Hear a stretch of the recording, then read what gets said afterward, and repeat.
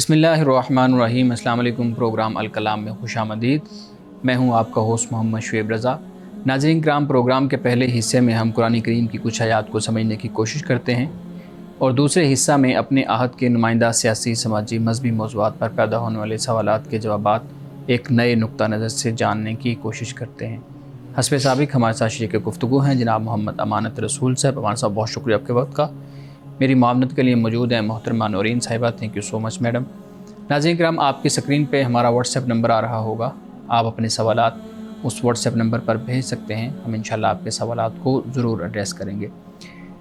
کل کے پروگرام میں ہم نے گفتگو کی تھی سورۃ الاعراف، اور سورۃ الاعراف کی آیت نمبر 50 تک ہماری جو گفتگو تھی اس کا اختتام ہوا تھا۔ آج ہم نے اس سے آگے آیت نمبر 51 سے شروع کرنا ہے۔ میں جناب امانت رسول صاحب سے گزارش کروں گا اپنی گفتگو کا آغاز کیجیے گا۔ بسم اللہ الرحمن الرحیم۔ کل ہم نے اس نقطہ پہ بات ختم کی تھی کہ اللہ سبحانہ و تعالی وہ لوگ کہ جو دنیا میں بھلا دیتے ہیں آخرت کو، رب سے ملاقات کو، رب کے دیدار کو، تو ان کے لیے اللہ سبحانہ و تعالی قرآن مجید میں یہ فرماتا ہے کہ اللہ ان کو کل قیامت کے دن بھلا دے گا۔ اب جو یہ ذکر قرآن مجید میں ہمیں ملتا ہے، چند مقامات پر دونوں تصور یا دونوں عقیدے آپ کہہ لیجئے ان کا بیان قرآن مجید میں ہے۔ یعنی ایک تو یہ بیان ہوتا ہے کہ وہ لوگ کہ جو اللہ سبحانہ و تعالیٰ سے ملاقات کا شوق رکھتے ہیں، یعنی خشوع کرنے والے لوگ اور اپنے دل میں خشیت رکھنے والے، اللہ سبحانہ و تعالیٰ ان سے کل ملاقات کرے گا، یعنی آخرت میں۔ اور ایک دوسرا طبقہ وہ ہے کہ جو دنیا میں اللہ سبحانہ و تعالیٰ کی ملاقات کو بھلا دیتا ہے، اللہ سبحانہ و تعالیٰ کے ذکر کو بھلا دیتا ہے، اللہ سبحانہ و تعالیٰ کے کلام کو، قرآن کو، کتاب کو بھلا دیتا ہے، تو کل قیامت کے دن اللہ سبحانہ و تعالیٰ بھی ان کو اس حالت میں ڈال دیں گے کہ ان کی طرف کوئی توجہ نہیں کی جائے گی۔ کل ہم نے جو بات کی تھی وہ یہ آیت کریمہ سے متعلق ہے کہ فرمایا کہ فَالْيَوْمَ نَنْسَاهُمْ كَمَا نَسُوا لِقَاءَ يَوْمِهِمْ هَذَا، کہ آج ہم نے ان کو بھلا دیا کہ جیسے انہوں نے آج کے دن کی جو ملاقات ہے، اس دن کی ملاقات، اس کو بھلا دیا تھا۔ وَمَا كَانُوا بِآيَاتِنَا يَجْحَدُونَ، اور یہ ہماری نشانیوں کا انکار کرتے رہے۔ قرآن مجید میں ایک مقام پر اللہ سبحانہ و تعالیٰ نے یہ فرمایا ہے کہ کل قیامت کے دن ایسے لوگ آئیں گے کہ جو دنیا میں اللہ کے ذکر کو بھول چکے تھے۔ اب جب وہ کل قیامت کے دن اٹھیں گے، ان کو اٹھایا جائے گا، تو وہ اندھے ہوں گے، نابینا ہوں گے۔ تو وہ اللہ کی بارگاہ میں عرض کریں گے کہ مولا، دنیا میں تو قد کنت بصیرا، کہ میں دنیا میں تو دیکھا کرتا تھا لیکن یہاں پہ میں اندھا ہوں۔ تو اللہ سبحانہ و تعالیٰ یہ فرمائے گا کہ اس لیے کہ تم نے دنیا میں بھلا دیا تھا میرے ذکر کو، اور آج تم کو بھلا دیا گیا۔ جو الفاظ ہیں وہ یہ ہیں کہ قال کذالک اتتک آیاتنا فنسیتھا، کہ تمہارے پاس میری آیتیں آئی تھیں اور میری آیتوں کو تم نے بھلا دیا تھا۔ وکذالک الیوم تنسیٰ، اور اسی طرح آج تم کو بھی بھلا دیا گیا۔ سورۃ الحشر میں یہ فرمایا کہ لا تکونوا کالذین نسوا اللہ فانساہم انفسہم، کہ ان لوگوں کی طرح نہ ہو جانا کہ جنہوں نے اللہ کو بھلا دیا تو اللہ نے خود ان کو اپنے سے بھلا دیا، یعنی ان کو غفلت میں ڈال دیا۔ تو گویا کہ کل قیامت کے دن دنیا میں جو رویہ انسان کا ہوگا، کل قیامت کے دن اللہ سبحانہ و تعالیٰ وہی اسی رویے کا نتیجہ انسان کے سامنے لے آئے گا۔ قرآن مجید کہتا ہے کہ وَأَمَّا مَنْ خَافَ مَقَامَ رَبِّهِ وَنَهَى النَّفْسَ عَنِ الْهَوَىٰ فَإِنَّ الْجَنَّةَ هِيَ الْمَأْوَىٰ، فرمایا کہ جو شخص اپنے رب کے حضور کھڑے ہونے سے ڈر گیا، اور جس نے وَنَهَى النَّفْسَ عَنِ الْهَوَىٰ، اور اپنے نفس کو، اپنے آپ کو خواہشات سے روکے رکھا، یعنی ناجائز خواہشات سے، تو فَإِنَّ الْجَنَّةَ هِيَ الْمَأْوَىٰ، تو ایسے شخص کا ٹھکانہ جنت ہوگا۔ سورۃ الرحمن میں فرمایا کہ وَلِمَنْ خَافَ مَقَامَ رَبِّهِ جَنَّتَانِ، کہ جو شخص اپنے رب کے حضور کھڑے ہونے سے ڈر گیا تو اس کے لیے 2 جنتیں ہیں، 2 باغات ہیں۔ تو گویا کہ دنیا میں اللہ کو یاد رکھنا، اللہ کا ذکر کرنا، اللہ کے کلام سے جڑے رہنا، اللہ کے ذکر کو سمجھتے رہنا اور اس کو یاد رکھنا، اور اپنی آخرت کو، اپنے انجام کو، رب سے ملنے کو، ملاقات کو نہ بھولنا، تو اس کا بہت اجر اور بڑا انعام ہے جو اللہ تعالیٰ آخرت میں ایک انسان کو، مومن کو عطا کرے گا۔ اور اس کے مقابل وہ شخص ہے کہ جو سرکشی میں رہا اور جو اس بھول میں رہا کہ کوئی قیامت نہیں اور کوئی مجھے کھڑا نہیں کیا جائے گا اور مجھ سے کوئی جواب اور کوئی سوال نہیں ہوگا، تو ایسا شخص جو بھول جانے والا ہے تو کل قیامت کے دن بھی اس کو بھلا دیا جائے گا۔ تو یہاں پر اللہ سبحانہ و تعالیٰ نے اسی بات کو بیان کیا ہے۔ اب اس کے بعد فرمایا کہ وَلَقَدْ جِئْنَاهُمْ بِكِتَابٍ فَصَّلْنَاهُ عَلَىٰ عِلْمٍ هُدًى وَرَحْمَةً لِقَوْمٍ يُؤْمِنُونَ، اور ہم ان لوگوں کے پاس ایک ایسی کتاب لے آئے ہیں کہ جسے ہم نے علم کی بنیاد پر مفصل کیا ہے، یعنی تفصیل سے اس میں سب کچھ بیان ہے، ہدایت اور رحمت بنا کر ان لوگوں کے لیے جو ایمان لائیں یا لانا چاہتے ہیں۔ اب یہاں پر دیکھیے کہ قرآن مجید کے لیے اللہ سبحانہ و تعالیٰ نے علم کا فرمایا، یعنی قرآن میں کوئی خیالی باتیں نہیں ہیں، کوئی توہمات نہیں ہیں، کوئی وہم و گمان کی باتیں نہیں ہیں، کوئی ظن نہیں ہے، کوئی اٹکل پچو نہیں ہے، اسپیکولیشن نہیں ہے، بلکہ قرآن مجید میں جو بیان ہے اللہ کہتا ہے کہ یہ علم ہے، اور علم پر ہی اللہ نے اس کی تفصیل کو بیان کیا ہے، قرآن مجید کو بیان کیا ہے۔ یعنی تفصیل سے مراد یہ ہے کہ انسانی ضرورت کے جتنے مسائل ہیں قرآن ان کو بیان کرتا ہے، وہ عقیدے سے متعلق ہے، وہ عبادات سے متعلق ہے، وہ اخلاقیات سے متعلق ہے، وہ معاملات زندگی سے متعلق ہے، جو انسان کو رہنمائی چاہیے اللہ سبحانہ و تعالیٰ نے اس کو قرآن مجید میں بیان کر دیا ہے۔ اور یہ بھی فرما دیا کہ علم پر، اس لیے کہ سورۃ الانعام میں ہم نے پڑھا کہ وہاں پر جو مختلف عقائد مشرکانہ اور بدعت پر مبنی عقائد جو کفار و مشرکین نے تشکیل دیے ہوئے تھے ان کو ہم پڑھ کر آئے، تو وہاں پر بھی اللہ سبحانہ و تعالیٰ نے علم کی بات کی ہے اور یہ کہا ہے کہ کیا تمہارے پاس اس پر کوئی دلیل ہے؟ تمہارے پاس کیا اس وقت تم موجود تھے یا تم نے رب سے کوئی ایسی بات سنی یا لی ہے؟ تم نے کہیں پر بھی ایسی بات کا ذکر نہیں ہے، تمہارے صرف اپنے وہم و گمان اور اپنے خیالات ہیں جو تم نے بنا رکھے ہیں اور عقیدہ ان کو بنا دیا تم نے۔ تو یہاں پر اللہ سبحانہ و تعالیٰ اسی بات کو بیان کرتا ہے۔ مومنین کا ذکر اس لیے خاص طور پر کیا جاتا ہے کیونکہ جو انسان طالب ہوتا ہے اسی کو ہدایت ملتی ہے، اسی کو رحمت ملتی ہے، اسی کے لیے علم ہے، اور جو ایک چیز کا طالب ہی نہیں ہے، اس کو پیاس ہی نہیں ہے، تو اس کے لیے تو وہ چیز کوئی اہمیت نہیں رکھتی۔ یعنی سورج کی تپش یا سورج کی روشنی اسی کے لیے ہوتی ہے کہ جو اپنے بند کمرے سے باہر نکلتا ہے، جو تہہ خانے سے باہر آتا ہے تو اسی کو سورج کی روشنی میسر آتی ہے، اور جو شخص تہہ خانے میں بیٹھا ہے، بند ہو کر کہیں بیٹھا ہوا ہے، تو وہ تو سورج کی روشنی سے کوئی استفادہ نہیں کرے گا۔ تو سورج کی روشنی اسی کو پہنچے گی جو اس کی طرف جاتا ہے، لپکتا ہے اور چاہتا ہے کہ میں اس سے استفادہ کروں۔ یہی معاملہ قرآن مجید کا ہے، اللہ کی ہدایت اور رحمت کا ہے۔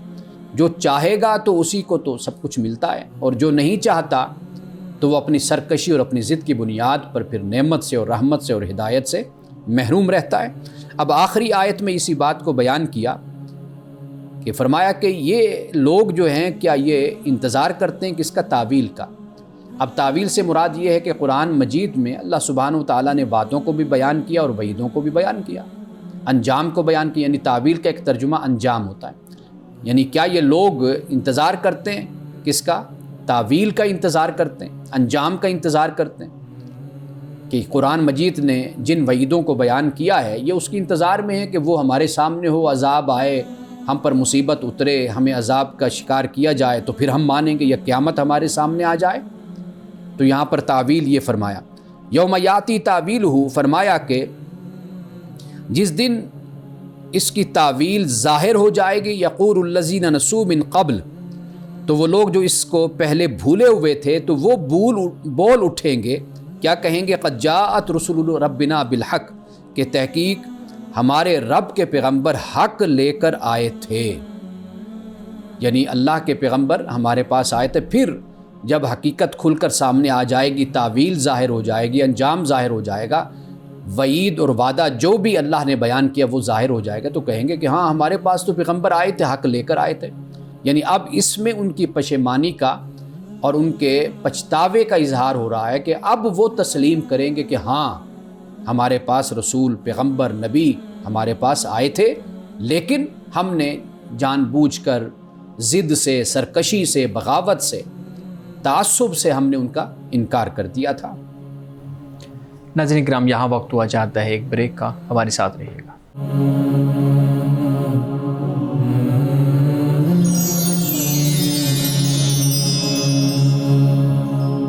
ویلکم بیک ناظرین. امان صاحب بہت شکریہ. نسیم منسیہ ان دو لفظوں کی آپ وضاحت کر رہے تھے، اور قرآن مختلف جگہ پہ جہاں ان لفظوں کی وضاحت کرتا ہے، مزید بیان کرتا ہے، ان کا بھی ذکر آپ نے کیا. میں آپ سے پوچھنا یہ چاہوں گا کہ جو قیامت کے دن اللہ تعالیٰ یہ فرماتے ہیں کہ ہم ان کو بھلا دیں گے، ہم ان کو نظر انداز کر دیں گے، تو اس میں صرف کفار مشرکین یعنی انکار کرنے والے ہوں گے، یا وہ مومنین جو اقرار تو کرتے ہیں، اللہ رب العزت کا اقرار کرتے ہیں، رسول کی رسالت کو مانتے ہیں، لیکن وہ جو اخلاقی اقدار، وہ جو انسانی حقوق جن کو پورا کرنے کا اللہ رب العزت نے حکم دیا ہے، ان کا انکار کر دیتے ہیں یا ان پہ پورا نہیں اترتے، ان کو بھی اللہ رب العزت کا یہی معاملہ ہوگا ان کے ساتھ ڈیلنگ کا؟ دیکھیے، قرآن مجید نے جہاں جہاں اس بات کو بیان کیا ہے وہاں پر صرف اور صرف اس کا جو پس منظر ہے، شان نزول ہے، وہ انہی لوگوں کے متعلق ہیں کہ جو پیغمبر کے زمانے میں موجود ہیں اور وہی اتر رہی ہے، اور اللہ کا رسول ان کو مخاطب کرتا ہے، ان کو وعید سناتا ہے، ان کو بتاتا ہے کہ یہ قیامت قائم ہونے والی ہے، عذاب تم پر اترے گا اگر تم ایمان نہیں لاؤ گے، سرکشی نہیں چھوڑو گے، تعصب کو ختم نہیں کرو گے، تو یہ تمہارے لیے یعنی آنے والے وقت میں تمہارے لیے یہ بہت ہی مصیبت اور ابتلا کا باعث بنے، سنگین نتائج تمہیں بھگتنے پڑیں گے. یہ در حقیقت ان کے لیے قرآن مجید نے بیان کیا ہے. اچھا بالکل. جی ایک سوال ہے بھلانے کے حوالے سے، کہ جب یہ الفاظ استعمال کیے اللہ پاک نے کہ جنہوں نے ہمیں دنیا میں بلایا ہم انہیں کیا اس روز محشر بلا دیں گے، اور اسی طرح قرآن پاک میں ایک اور جگہ بھی میں پڑھ رہی تھی، وہاں ذکر تھا کہ ان لوگوں کو اللہ تعالیٰ ان لوگوں سے کلام نہیں کرے گا اور ان کو پاکیزہ نہیں کرے گا. تو سوال یہ ہے کہ اس سے نتیجہ کیا نکلے گا؟ جو یہ الفاظ ہے نا کہ اللہ بھی انہیں بھلا دے گا، تو اس کا کیا دیکھیے، ایک تو ہے کہ فرمایا کہ اللہ ان کو دیکھے گا نہیں، نظر نہیں کرے گا، جی، کلام بھی نہیں کرے گا، پاک بھی نہیں کرے گا. اب اس کے پیچھے جو آیات ہیں ان کو اگر ہم دیکھیں گے تو پھر بات واضح ہو جاتی ہے. یعنی مثال کے طور پر سورۃ البقرہ ہے، جی ہاں، وہاں پر اللہ نے حرام حلال کو بیان کیا ہے، بالکل ایسے، اور کفار کی سرکشی کو بھی بیان کیا ہے. اب یہ جو حرام حلال کو بیان کیا ہے تو دنیا میں جو پاکیزگی حاصل نہیں کرنا چاہتے تھے، یعنی خدا کے بتائے ہوئے حلال کو حلال اور حرام کو حرام نہیں سمجھتے تھے بلکہ اس کی خلاف ورزی کرتے تھے، تو وہاں پر اللہ ان کو پاکیزہ نہیں کرے گا، پاک نہیں کرے گا. یعنی یہ پلید جس طرح یہ لوگ ہیں اسی طرح رہیں گے. ایک بات. دوسری بات یہ کہ کلام کرنا یا دیکھنا یہ در حقیقت ان سے جو ایک بیزاری کا اظہار ہے یہ وہ کیا جاتا ہے.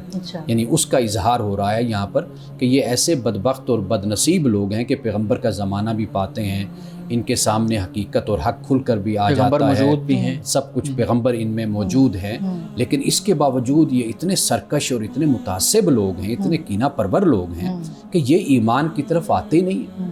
تو لہٰذا جیسے ہم بھی کسی شخص کے بارے میں کہتے ہیں، جیسے ہم بہت زیادہ تنگ ہوتے ہیں جو ہمیں بہت ستائے، اور اس کی دشمنی اور عداوت، بغض اور کینہ اس کو سمجھانے اور اس کو بتانے کے باوجود بھی، اس کے ساتھ معاملہ اچھا کرنے کے باوجود بھی وہ اپنی اس دشمنی اور عداوت کو ترک نہیں کرتا.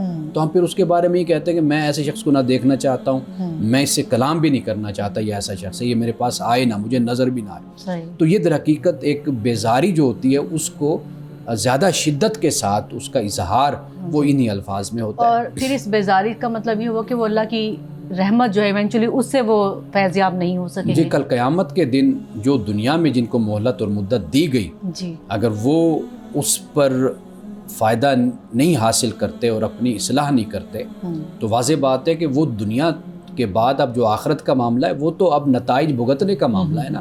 تو وہاں پر تو اب کیسے کوئی رحمت اور کیسے ان کے لیے کوئی فضل ہو سکتا. اور خدا کا ان کو نظر انداز کر دینا بھی اصل میں یہی ہے کہ ان کو وہ نظر ہی ان پہ نہیں پڑے گی، اور اللہ ان کے لیے جو رحمت ہوگی کا نظر انداز کرنا ہے، جو بیزاری کا اظہار کرنا ہے، اس سے پہلے ان کے کردار کو دیکھ لیا جائے نا تو پھر معلوم ہو جاتا ہے کہ یہ لوگ حقدار ہی اسی کے ہیں. صحیح. اچھا مولانا صاحب، آیت نمبر 52 میں سوال ہوا جو قطعیت ہے علم کی بنیاد پہ قرآن پاک کی، اس وہ بیان ہو رہی ہے. آپ نے بھی اس پہ توجہ دلائی کہ ہر چیز کی تفصیل ہے اس میں. لیکن ایک سوال بہت اہم ہمارے سامنے جب ہم سوشل میڈیا کو دیکھتے ہیں تو وہاں پہ آتا ہے، نوجوانوں کی طرف سے پوچھتے ہیں کہ اگر قرآن میں ہر چیز کا علم ہے تو پھر بہت سی چیزیں ایسی ہیں جو ہمیں قرآن میں ملتی نہیں ہیں. پھر ہمیں دوسرے سورسز کی طرف جانا پڑتا ہے.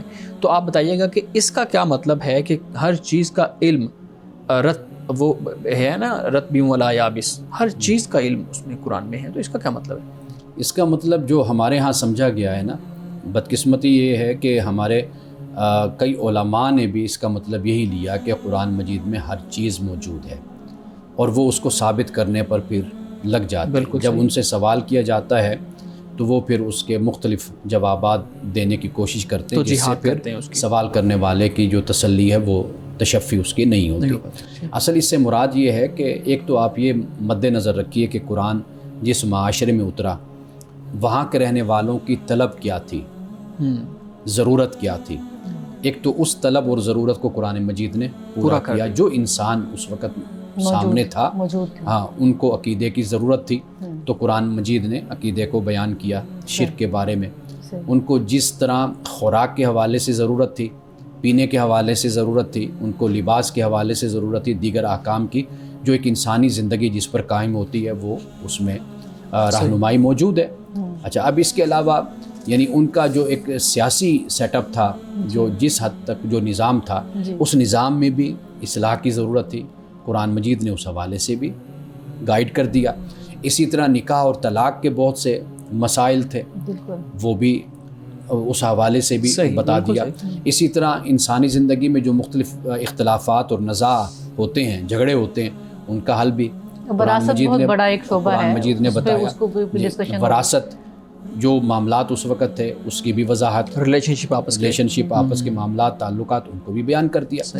عبادات کی طرف آپ آ جائیے تو عبادات کو بھی قرآن مجید نے بیان کیا. اسی طرح اخلاقیات کو آپ دیکھ لیجئے، وہ سب کچھ اخلاقیات بھی. تو گویا کہ انسانی زندگی کی جو بنیادیں ہیں جس پر انسان کھڑا ہوتا ہے، معاشرہ قائم ہوتا ہے، جس پر ایک ریاست، ایک حکومت کھڑی ہوتی ہے، وہ ایک اجتماعیت قائم ہوتی ہے، وہ قرآن مجید نے ان کو بیان کر دیا. اب یہ نہیں ہے کہ قرآن مجید سے آپ کمپیوٹر ثابت کر رہے ہوں، قرآن مجید سے موبائل ثابت کر رہے ہوں، قرآن مجید سے یہ چیزیں. قرآن مجید کا جو اصل جو وجہ نزول ہے، نازل ہونے کی وجہ، وہ در حقیقت انسانی زندگی کی جو اخلاقی مسائل ہیں، انسانی زندگی کے جو ایمانی عقیدے سے متعلق مسائل ہیں، ان کا بیان ہے نا. اور اسی سے متعلق پھر معاشرتی اور سماجی اور اجتماعی زندگی اس کے بارے میں وضاحت. بالکل ٹھیک، آپ نے بڑے اچھے طریقے سے اس کی وضاحت کر دی. مولانا صاحب، رمضان مبارک کی آمد ہے تو ہمارے ہاں ایک بڑی بحث چلتی ہے. آپ کو بھی معلوم ہے کہ رویت کا جو معاملہ ہے، چاند کو دیکھنے کا معاملہ ہے، اس پہ بڑی بحث بھی ہوتی ہے. ہمارے ہاں پچھلے کچھ سالوں میں تو میڈیا پہ پوری ایک جنگ ہم دیکھ رہے تھے چھڑی ہوتی تھی. آپ سے پوچھنا میں یہ چاہتا ہوں کہ کیا یہ جو رویت ہلال ہے، چاند کا دیکھنا ہے، یہ ضروری ہے روزہ رکھنے کے لیے؟ ایک تو یہ چیز. دوسرا یہ ہے کہ چاند کو دیکھنا ہی کیوں؟ آج کل سائنس ترقی کر گئی ہے، اگر کوئی کیلنڈر اس کی ترتیب بنا دی جائے اگلے آنے والے 10 سالوں کی، 15 سالوں کی، 20 سالوں کی، تو کیا یہ کوئی اچھا اقدام نہیں ہوگا، یا یہ ایک مذہبی معاملہ ہے چاند کو دیکھ کے پھر روزہ رکھنا؟ اچھا، پہلی بات یہ ہے کہ رسول اللہ صلی اللہ علیہ وسلم کے زمانے میں بہت سے مسائل جو آج ہم ڈسکس کرتے ہیں، یہ مسائل اس وقت موجود نہیں تھے. نہ مسائل تھے، نہ وسائل تھے. اس وقت ضرورت بھی نہیں پڑی. ضرورت اس وقت جو معاملہ تھا وہ یہ تھا کہ آنکھوں سے ہی دیکھا جاتا تھا چاند کو، اور اسی کے مطابق پھر فیصلہ دیا جاتا تھا. اب جب سائنس نے ترقی کی اور ہمارے پاس وسائل آ گئے، اب دیکھنا یہ ہے کہ اصل مقصود اس میں کیا ہے، یعنی اس کی غرض اور غایت کیا. وہ یہ ہے کہ آپ چاند کو دیکھ کر آپ اپنا صوموا لرؤیتہ وافطروا لرؤیتہ کے جو الفاظ حدیث میں ہیں کہ روزہ رکھو، سٹارٹ کرو رمضان کو تو آپ رویت سے کرتے ہیں، اس کو اختتام کرتے ہیں تو پھر آپ رویت سے کرتے ہیں. اب یہ جو چیز ہے، یہ رویت جو ہے، اس کا مطلب تو آپ ایک یقین تک پہنچنا چاہتے ہیں نا. اس وقت جو ذریعہ تھا اس کو جاننے کا، اس کو ماننے کا، وہ ذریعہ رویت کا تھا. اب اگر اس ذریعے سے بڑھ کر کوئی اور ذریعہ آپ کو وسیلہ کو مل جاتا ہے، کوئی سورس مل جاتا ہے، تو وہ کوئی خلاف شریعت نہیں ہے. آپ اس کو، اصل مقصد تو یہ ہے کہ آپ نے رمضان کو شروع کرنا ہے اور رمضان کا آپ نے اختتام کرنا، تسلی ہو جائے. ایک تو یہ بات. دوسری بات یہ ہے کہ آپ یہ دیکھیے کہ رسول اللہ صلی اللہ علیہ وسلم کے زمانے میں آپ جب نماز ادا فرماتے تھے تو وہ کس طرح ادا فرماتے تھے؟ صبح و صادق کا وقت دیکھا جاتا تھا، حضرت بلال سے کہتے کہ دیکھو سورج کی روشنی کیا صورت حال ہے اس وقت. تو آپ کوئی روشنی پھیلی ہوتی تو پھر فجر کی نماز ادا کی جاتی تھی. ظہر کا مسئلہ تھا تو وہ اسی طریقے سے وہ سایوں کو دیکھا جاتا تھا. عصر کا بھی اسی طرح. مغرب کا یہ تھا کہ سورج غروب ہوا نہیں ہوا, اور پھر اسی طرح عشاء کا. یعنی کہ اس وقت یہ طریقہ تھا دیکھنے کا. صحابی سے ہم کہہ سکتے ہیں سائنسی طریقہ یہ تھا, اس وقت یہ طریقہ تھا. اب جو صورتحال ہے وہ یہ ہے کہ ہم نے تو کبھی دیکھا ہی نہیں ہے, نہ ہم نے کوئی صبح سورج کو دیکھنے کی کوشش کی, نہ کبھی سایہ دیکھا, نہ کبھی غروب کا وقت دیکھا, کبھی کچھ نہیں. ہمارے پاس اب گھڑیاں موجود ہیں, ہم اس کے مطابق کرتے ہیں. اچھا پھر آپ یہ دیکھیے کہ پورا سال خاموشی رہے گی, رمضان کے موقع پر مسئلہ کھڑا ہو جائے گا. یعنی آپ نہ شوال کا چاند دیکھتے ہیں, نہ اب ذوالقعدہ, نہ ذوالحج, نہ محرم, نہ دیکھتے ہیں, لیکن یعنی اس پر کوئی بھی گفتگو اور کوئی بات اور کوئی کلام نہیں ہو.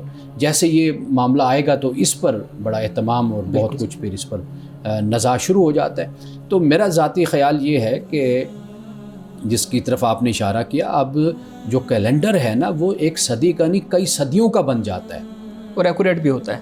بالکل آبزرویٹری آپ کے پاس موجود ہے, یہ سارے ذرائع.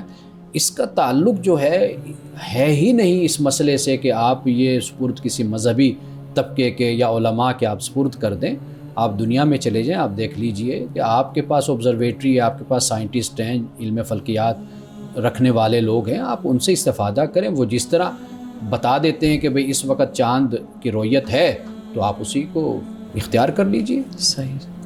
ناظرین کرام, یہاں وقت ہوا چاہتا ہے ایک بریک کا, ہمارے ساتھ رہیے گا.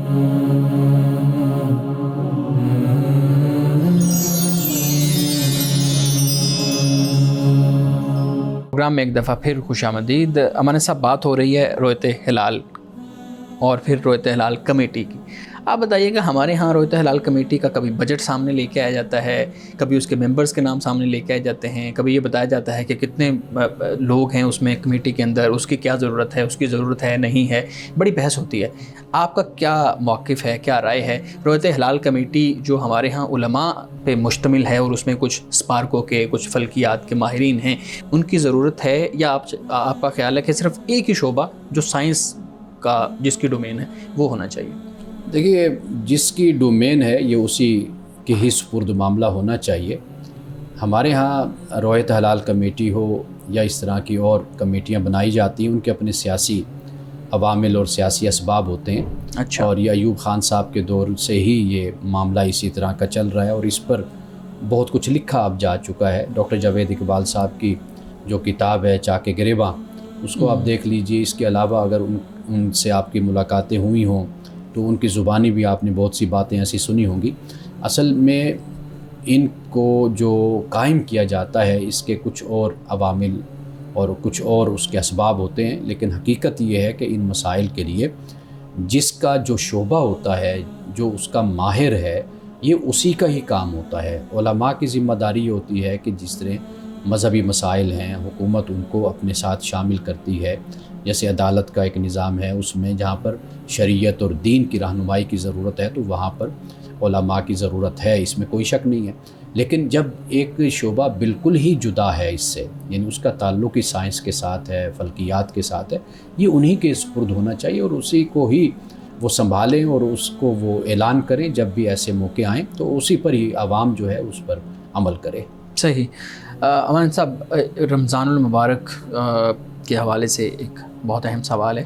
جب بھی ہمارے ہاں رمضان کی تیاری کا معاملہ آتا ہے تو ایک ہمیں لوگوں کے اندر جوش و خروش اور گہما گہمی اور ایک تیاری کا پورا ماحول نظر آتا ہے. آپ سے میں پوچھنا چاہوں گا کہ عظمت والا ایک عظیم مہینہ آنے والا ہے, ہم خود کو, اپنی اولاد کو, اپنے گھر والوں کو, اپنے ماحول کو کیسے تیار کریں کہ جس سے رمضان المبارک بہت اچھے طریقے سے اس کی جو سعادتیں ہیں اس کو حاصل کیا جا سکے؟ رمضان المبارک کا آغاز اور رمضان المبارک گزارنے کا طریقہ جی وہ ہمیں رسول اللہ صلی اللہ علیہ وسلم کی سنت سے اور صحیح احادیث سے, مستند احادیث سے ہمیں معلوم ہوتا ہے ٹھیک کہ آپ کس طرح رمضان گزارا کرتے تھے.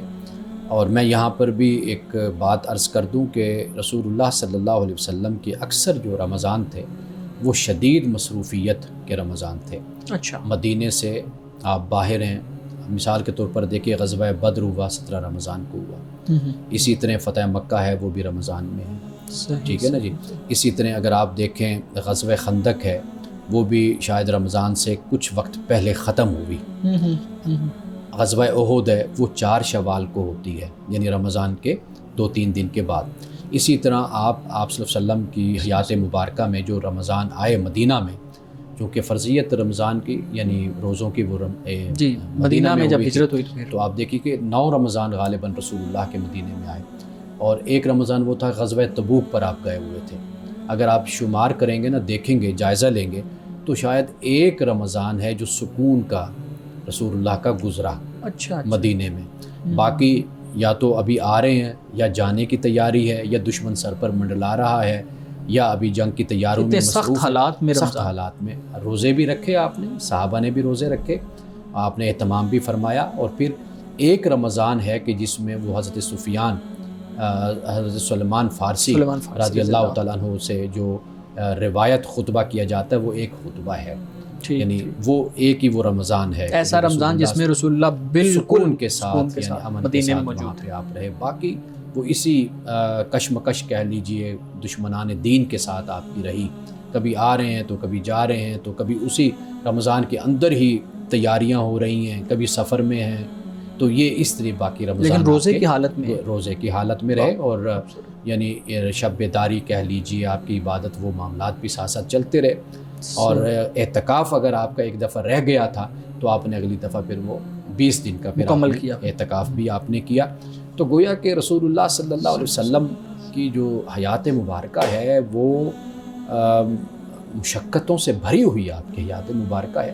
لیکن وہ جو کہتے ہیں نا کہ ہتکار ول دل یار ول، اصل معاملہ یہ کہ جو بھی تکلیف اور جو بھی آزمائش اور جو بھی مصیبت اور جو بھی تکلیف رسول اللہ صلی اللہ علیہ وسلم اور آپ کے صحابہ پہ آئی، لیکن خدا سے کبھی غافل نہیں ہوئے، یعنی اپنے رب کی طرف ہر حال میں ہی متوجہ رہے. یہ سب سے بڑا سبق ہے جو ہمیں رمضان کے حوالے سے یاد رکھنا چاہیے. صحیح. اپنے بچوں کو ہم کس طرح رمضان کی طرف لے کے آئیں، خاص طور پہ وہ جو اب تقریباً روزہ رکھنے کے قریب ان کی عمر ہوئی پڑی ہے؟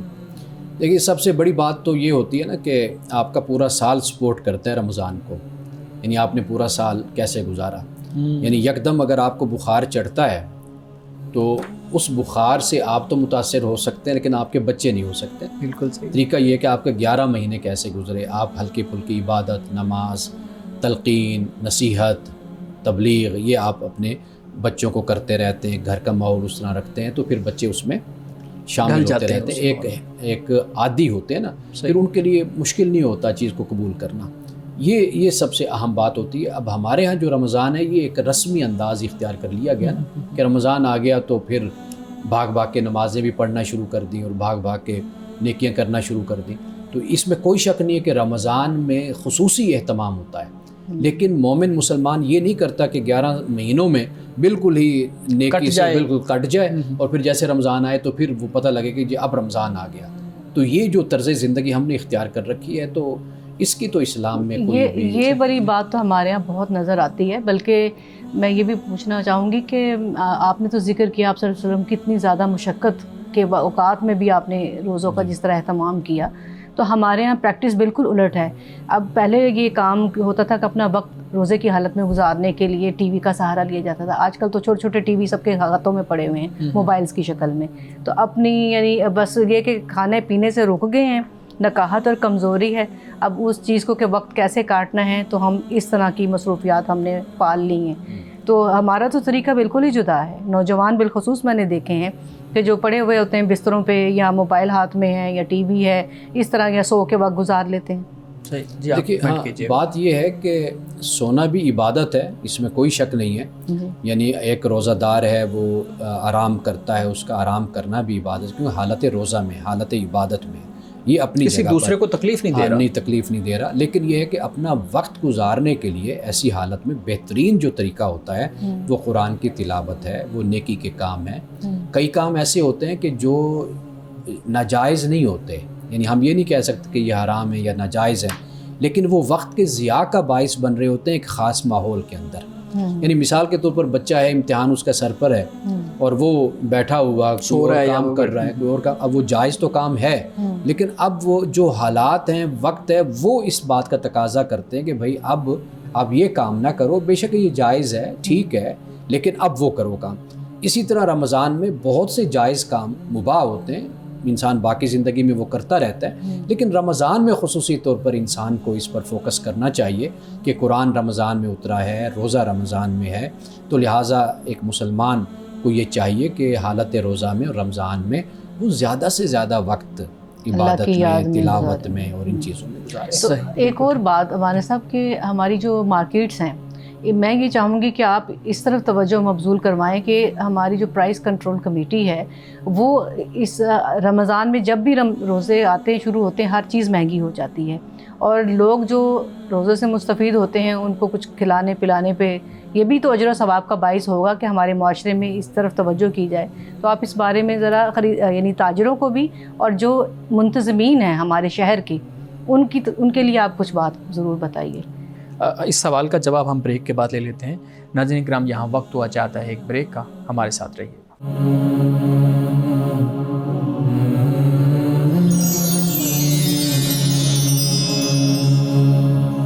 پروگرام میں ایک دفعہ پھر خوش آمدید۔ جی میڈم، آپ نے سوال کیا تھا، مولانا صاحب سوال کا جواب دیجیے۔ پہلی بات یہ ہے کہ وہ کہتے ہیں کہ ڈیمانڈ اینڈ سپلائی بھی ہوتا ہے نا جی، یعنی رمضان میں ایک چیز کی مانگ بڑھ جاتی ہے بالکل، تو اس حساب سے قیمتیں بھی بڑھتی ہیں۔ ایک تو کچھ چیزیں ایسی ہوتی ہیں جسے آپ سمجھ لیجئے کہ وہ فطری بات ہوتی ہے، ایک تو یہ بات۔ دوسری بات جو ذہن میں ہمیں رکھنی چاہیے وہ یہ ہے کہ جو حکومت کی طرف سے ذمہ داری ہوتی ہے وہ یہی ہوتی ہے کہ وہ یہ دیکھے کہ نہ تو کسٹمر نقصان میں ہو اور نہ ہی دکاندار نقصان میں ہو، تو اس چیز کو مد نظر رکھ کر چلا جانا چاہیے، کیونکہ ہمارے ہاں یہ ہوتا ہے کہ ہماری توقعات بہت زیادہ ہوتی ہیں۔ ایک دکاندار ہے جو لے کر آتا ہے ایک چیز 100 روپے کی، تو اگر حکومت اس سے یہ ڈیمانڈ کرتی ہے کہ جی اس کو آپ نے 90 روپے میں بیچنا ہے، تو وہ تو کہتے ہیں بھائی میری تو خرید 100 روپے کی، 100 میں بھی نہیں بیچ سکتا، وہ نہیں بیچ سکتا، تو مجھے بھی 2-4 پیسے اوپر کمانے۔ یہ وہ معاملات ہیں کہ ان کا تعلق ان ماہرین کے ساتھ ہی ہے، حکومت کے ساتھ ہے اور تاجروں کے ساتھ ہے کہ وہ بیٹھ کر ایک اچھا طے کریں۔ لیکن اس سے جو خاص پہلو اور اہم بات ہے وہ یہ ہے کہ جو ہمارے تاجر بھائی ہیں ان کو یہ ضرور ذہن میں رکھنا چاہیے کہ رمضان کا جو مہینہ ہے یہ اجر اور ثواب کمانے کا مہینہ ہے۔ دنیا میں جہاں بھی آپ جاتے ہیں وہ غیر مسلم بھی ہیں نا، تو وہ یہ دیکھتے ہیں کہ مسلمان بھائیوں کا رمضان چل رہا ہے، خصوصی دن ہے، خصوصی مہینہ ہے ان کا، تو وہ ان کے لیے خاص طور پر قیمتیں کم کر دیتے ہیں۔ ہاں، یہ احسان کا پہلو ضرور ہمارے تاجر بھائیوں کو مد نظر رکھنا چاہیے کہ جو وہ ثواب دوسری صورتوں میں کمانا چاہتے ہیں تو وہ ثواب سب سے بڑا جو ذریعہ اور اہم طریقہ ہے ثواب کمانے کا وہ یہ ہے کہ اس کے ذریعے سے ثواب کمائیں، اپنے بہن بھائیوں کی زندگی میں آسانیاں پیدا کریں۔ یہ بڑی اچھی بات آپ نے کہی ہے کہ انفاق بھی تو کرتے ہیں نا، لوگوں کو راشن بانٹتے ہیں اور بھی مختلف صورتیں اپناتے ہیں، تو یہ بھی ایک صورت ہو سکتی ہے کہ تاکہ دوسروں کے لیے آسانی پیدا ہو جائے خریدنے میں۔ جی میڈم پلیز آگے سوال۔ جی، رمضان کے حوالے سے میں بات کروں گی کہ خواتین آج کل نا آن لائن کھانے وغیرہ کا جو کاروبار کر رہی ہیں۔ پہلے تو یہ سننے میں آتا تھا کہ جیسے گھر میں کچھ دعوت ہے، کھانا پکانا ہے، بلک میں پکانا ہے، تو تھوڑا سا چکھ لیا جائے زبان پہ اس کا رکھ کے نمک کو، لیکن ایک خاتون جو مختلف ڈشیں بنا رہی ہے، خاتون ہو یا کوئی صاحب ہو، اب اس نے ڈفرینٹ ڈشز بنانی ہے تو اور اس نے پھر لوگوں کو کیونکہ سپلائی اپنے آرڈر دینی ہے، تو کیا ہر ڈش کو وہ چکھ سکتا ہے کہ بھی میری چیز خراب ہے کہ نہیں؟ اصل جو بات ہے نا اس میں وہ یہ ہے کہ چکھنا اور پھر اس کا ذائقہ حلق سے نیچے اتر جانا، یہ یعنی اس کو محسوس کر لینا، جان بوجھ کر اگر ایسا کرنا تو اس سے روزہ ٹوٹتا ہے۔ اچھا، اب یہ جو معاملہ جو آپ نے بتایا نا یہ صرف ہے ٹیسٹ کرنے کا، یعنی اس طریقے سے کہ جیسے انسان اپنی زبان کی نوک پہ رکھ کر سالن کو یا کسی چیز کو تو اس کو اندازہ ہو جاتا ہے کہ اس میں نمک زیادہ ہے یا کم ہے۔ آپ نے تو ایک جدید دور کے مطابق مثال دی ہے، ورنہ ہمارے ہاں جو مثال دی جاتی ہے مسئلہ سمجھنے کے لیے وہ یہ ہوتا ہے کہ بھئی خاوند سخت مزاج ہے تو وہ اگر نمک زیادہ ہو گیا تو وہ لڑے گا، تو لہٰذا کیا بیوی پھر نمک چکھ سکتی ہے؟ بالکل، یہ سوالات یہ اس وقت پرانی کتابوں میں یہ مثالیں دی جاتی ہیں۔ آپ نے اچھی مثال اس کی دی ہے، تو لہٰذا ہم یہ کہہ سکتے ہیں کہ اگر زبان کی نوک تک یعنی اس کا ذائقہ حلق سے نیچے نہیں اترتا، حلق تک نہیں جاتا، تو وہ پھر جائز ہے، وہ کر سکتا ہے، وہ بھی بامر مجبوری، یعنی جیسے مثال کے طور پر بچہ ہے، دودھ دینا ہے تو وہ تھوڑا سا یا کوئی اس طرح خامند کا معاملہ جیسے میں نے بتایا کوئی اس طرح کا مسئلہ ہے، یا جیسے آپ نے ذکر کیا، تو ان صورتوں میں اتنی اجازت ہے کہ بھئی وہ زبان پہ رکھ کر اس کا ذائقہ معلوم کر سکتے ہیں۔ ٹھیک ہے، صحیح۔ تو روزے کی حالت میں اگر کوئی شخص جھوٹ بولتا ہے جی، تو اس سے بھی روزے کے اجر و ثواب میں فرق آتا ہے؟ اجر و ثواب میں تو واضح بات ہے کہ فرق آتا ہے، لیکن روزہ ٹوٹتا نہیں ہے اس سے۔ اچھا، اور کچھ لوگ یہ بھی کرتے ہیں، بڑی پریکٹس ہے، یہ عام پریکٹس ہے کہ نمازوں کی طرف توجہ کوئی نہیں ہوتی، بس روزہ رکھ لیا، وہ منہ کا اور بند کر لیا کہ کھایا نہیں ہے، پیا نہیں ہے، باقی پڑے رہے۔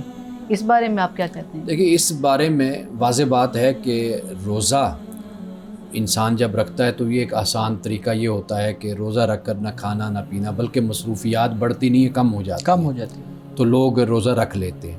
لیکن یہ ہمیں ایقان اور یقین اور ایمان کے ساتھ روزہ رکھنا چاہیے کہ ہم یہ اللہ کا حکم ہے، اللہ کی طرف سے فرض ہے، ہم نے اس کو ادا کرنا ہے۔ جو مسلمان روزے کی فرضیت کو جب جان جاتا ہے، اس کے اندر اس کی حساسیت پیدا ہو جاتی ہے، تو پھر وہ نماز کی بھی حساسیت اس میں پیدا ہوتی ہے کہ بھئی یہ بھی اللہ کا فرض ہے مجھ پر، میں نے نماز بھی ادا کرنی ہے۔